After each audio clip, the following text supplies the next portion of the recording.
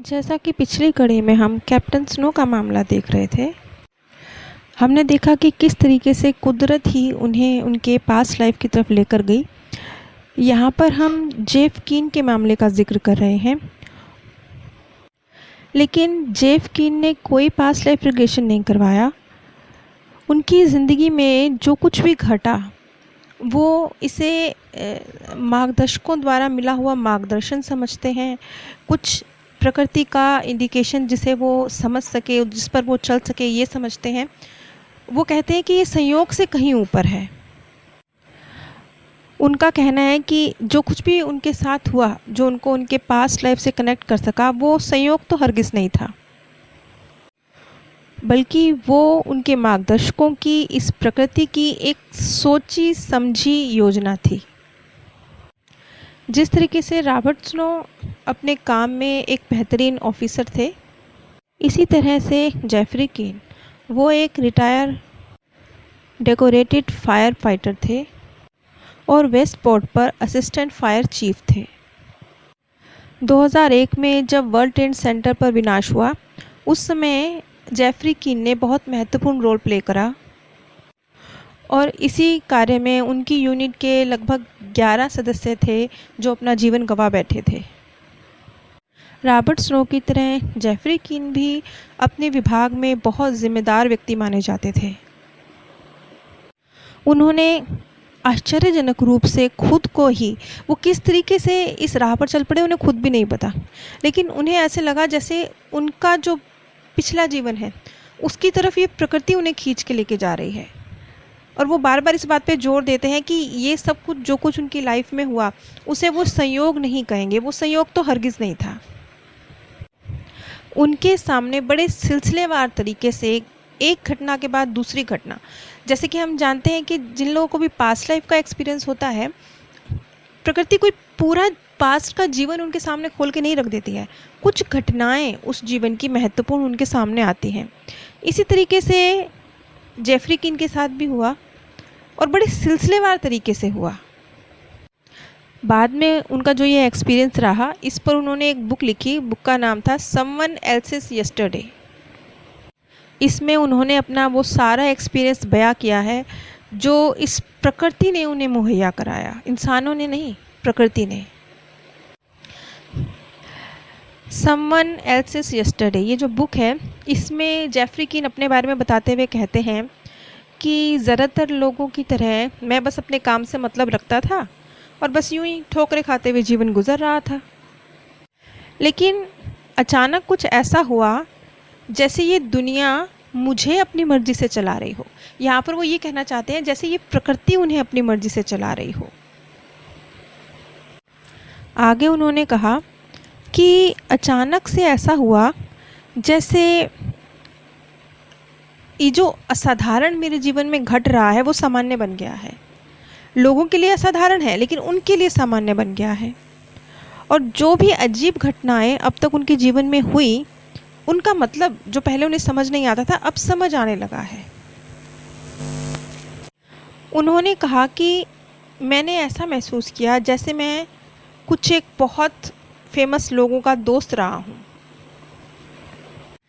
मुझे ऐसी अंदर से एक फीलिंग आती थी जैसे मैं उन व्यक्तियों को जानता हूँ जिनसे मैं कभी मिला भी नहीं हूँ, जिनके बारे में मुझे कोई जानकारी भी नहीं है। मुझे मेरे अंदर से ही जीवन के कुछ बड़े सवालों के आंसर मिल रहे थे। आगे वो बताते हैं कि कुछ वक्त के बाद ही उन्होंने खुद को एक न्यूज़पेपर के मेन पेज पर, आर्ट्स एंड एंटरटेनमेंट नेटवर्क एक डॉक्यूमेंट्री थी, उसमें उन्होंने अपनी फ़ोटो को पाया। उसका शीर्षक था बियॉन्ड डेथ, मृत्यु से परे। आगे वो कहते हैं कि इस पॉइंट पर उनकी समझ में ये आना शुरू हो गया था कि ये जो कुछ भी हो रहा है ये किसी के निर्देश पे हो रहा है। और इस पॉइंट पर मुझे ये जीवन जो कुछ भी दिखाना चाहता है, मैं उससे देखने के लिए तैयार हूँ। इस तरीके से उन्होंने अपने आप को प्रिपेयर करना शुरू कर दिया था।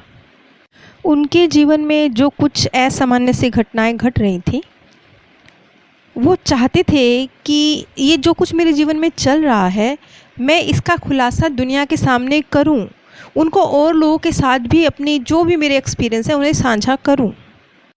जेफ की कहानी की शुरुआत मई 91 से होती है, जब वो अपनी पत्नी एना के साथ छुट्टियां सेलिब्रेट करने गए हुए थे। वो कुछ पुरानी चीज़ें इकट्ठा करने के शौकीन थे, तो इसी सिलसिले में एक जगह है शार्प्सबर्ग, मैरीलैंड में, वो वहाँ रुके। ये वो जगह है जहाँ पर एंटी एटम का गृह युद्ध लड़ा गया था। हालांकि जेफ ने इस गृह युद्ध से रिलेटेड कोई जानकारी उनके पास नहीं थी, उन्होंने ऐसी कोई बुक नहीं पढ़ी थी, ना ही ऐसा कुछ था कि इस गृह युद्ध के बारे में जानने की उनके अंदर कोई बहुत जिज्ञासा हो। मतलब वो बिल्कुल भी इस चीज़ की तरफ ध्यान नहीं दे रहे थे, लेकिन इसके बावजूद उस मोमेंट पे उनका मन बेचैन था। उन्हें ऐसे लग रहा था कि वो उस युद्ध के मैदान को जाएं और उसे देखें। ऐसे लग रहा था जैसे कि बस वो मजबूर से हैं, मन उनको मजबूर कर रहा है कि वो वहाँ जाएं। और ये बात हैरान करने वाली है, क्योंकि आपको किसी चीज़ में कोई इंटरेस्ट ना हो, अचानक से वो चीज़ आपको बार बार अट्रैक्ट करने लगे, तो ये अजीब है ना। बस ऐसा ही कुछ जेफ के साथ हुआ। जब इस युद्ध के मैदान पर गए जेफ, तो वहाँ पर 1862 में जो कुछ भी घटा था, वो जो घटनाएं वहाँ पर हुई थी उसके बारे में बताया जा रहा था। जिस तरीके से हिस्टोरिकल प्लेस पे उसकी जानकारी दी जाती है उस स्थान के विषय में, कुछ ऐसा ही। और वहाँ पर एक ऑडियो टेप चल रही थी जिसमें इस गृह युद्ध लड़ा गया था, ऐसे ऐसे इन्होंने लड़ा था, इस बारे में सब बता रहे थे। तो उन्होंने उस ऑडियो टेप में सुना कि इस युद्ध में 6th एल्बामा नाम का एक रेजिमेंट थी, वो भी इस युद्ध में शामिल हुई थी। और उस रेजिमेंट के जो कमांडर थे वो थे कर्नल जॉन बी गार्डन। इस टेप को सुनने के बाद जब जेफ ओल्ड फार्म की तरफ जा रहे थे, लेकिन अनजाने में ही जेफ उस स्थान पर चले गए जहाँ पर गार्डन और उनकी जो रेजिमेंट थी, उनके जो सैनिक थे, उन्होंने कब्ज़ा किया था जिस स्थान पर, वो उस स्थान पर पहुँच गए। और इस जगह पर पहुँचने के बाद, अब ये प्रकृति तो है, कहीं और जाने वाला व्यक्ति जिस चीज़ में इंटरेस्ट नहीं है उस चीज़ की तरफ खिंचता चला जा रहा है, कहीं और जाने के स्थान पर उस स्थान पे पहुंच रहा है जहां उसका प्लानिंग नहीं है जाने की। लेकिन यहाँ पर कहते हैं कि जेफ अपनी प्रतिक्रिया देते हैं कि इस स्थान पर पहुंचने के बाद उन्हें क्या फील आई। उन्होंने कहा पता नहीं क्या हुआ, लेकिन जब मैं इस जगह पर पहुँचा तो मुझे ऐसे लग रहा था कि जैसे पता नहीं बहुत दुख सा, उदासी, गुस्सा, इस तरह की सारी फीलिंग्स मेरे ऊपर हावी होने लगी। और पता नहीं क्यों उनके अंदर एक सनसनी सी फैल गई। वो नहीं जानते थे क्यों, और उनकी आंखों से आंसू निकल रहे थे और वो नहीं जानते थे क्यों। उनको ऐसे लग रहा था जैसे सांस लेना मुश्किल हो रहा है।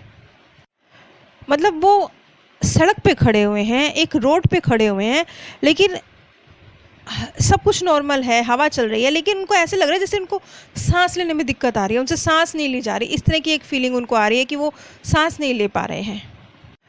आगे जेफ कहते हैं कि मैं नहीं जानता कि मैं इस मोमेंट में, इस पल में कितनी देर रहा हूँ, मुझे नहीं पता। मुझे सिर्फ वो फीलिंग्स याद है, मुझे टाइम नहीं पता। लेकिन जब मैं इन भावनाओं से बाहर निकला हूँ, ये जो मैं सांस नहीं ले पा रहा था, वो जो मेरी थी वो स्थिति, जब मैं उस स्थिति से बाहर निकला हूँ तो मैं अपने आप को इतना थका हुआ महसूस कर रहा था जैसे पता नहीं मैं कितना मील दौड़ के आया हूँ। खैर, फिर आगे की तरफ एक चढ़ाई थी, उस पर चढ़ते हुए वो पीछे मुड़ मुड़ के देख रहे थे।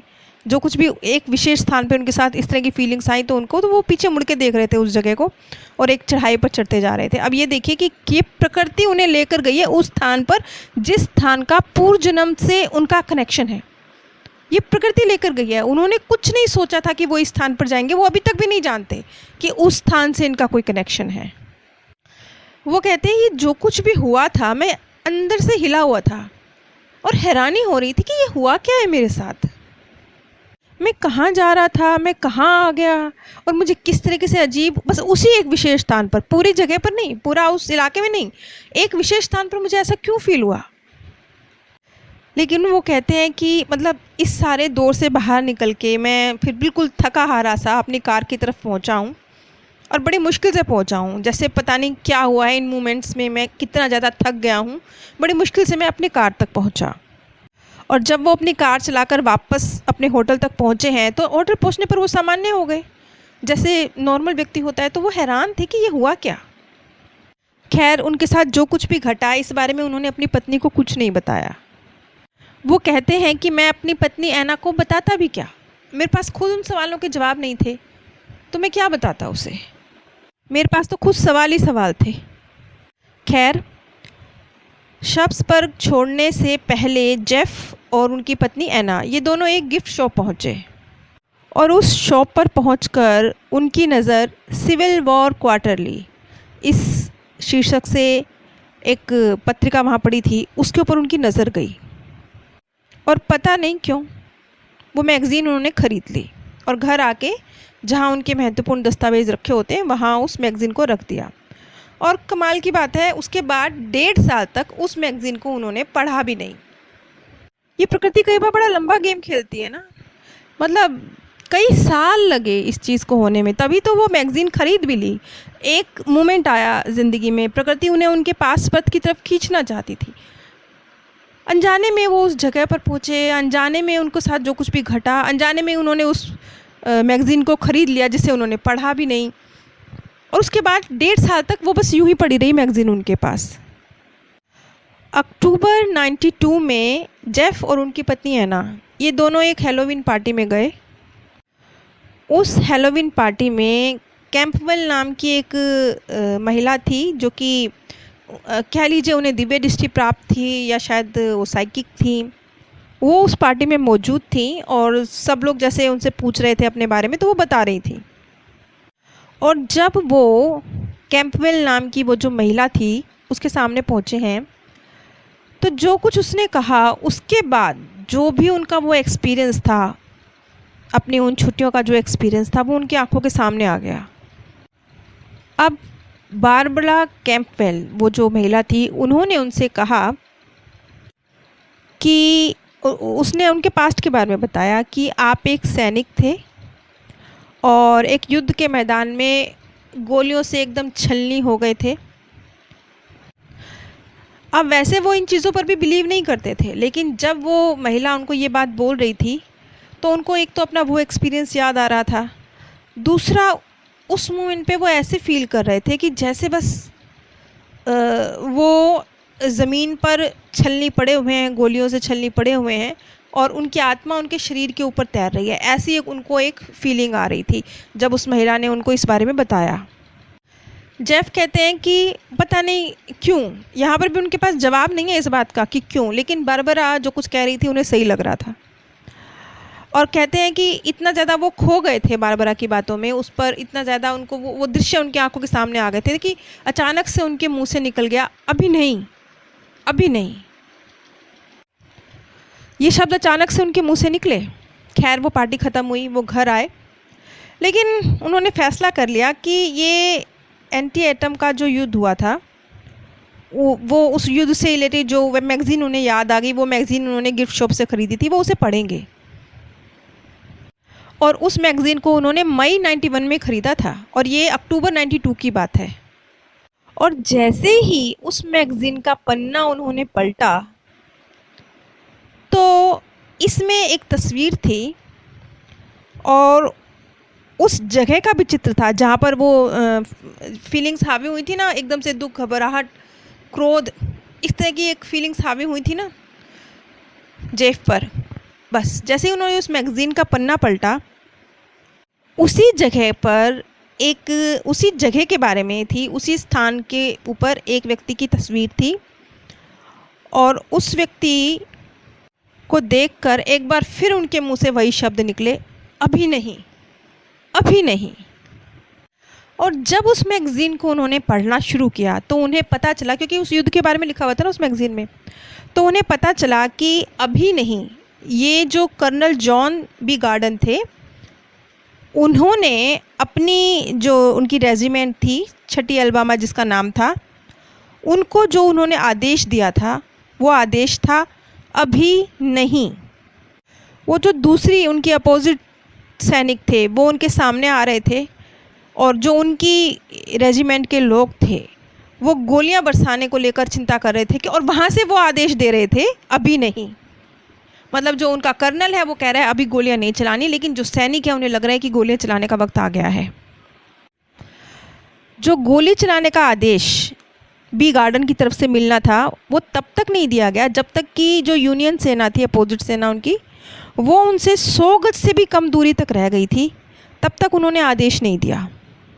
अब ये जो मुठभेड़ हुई थी इसके बारे में, इससे पहले जो कुछ गार्डन, अभी हम यहाँ पे जेफ किन की बात कर रहे हैं ना, उनका जो इस पत्रिका में जिसका जिक्र था बी गार्डन, उन्होंने इस युद्ध के बारे में जो कहा था, उस समय उन्होंने इंटरव्यू दिए होंगे, उस युद्ध के बारे में बताया होगा, वो सब छपा था उस पत्रिका में। वो क्या था, बी गार्डन ने क्या कहा था उस युद्ध के बारे में अपने इंटरव्यू में, ये मैं आपको अगली कड़ी में बताऊंगी।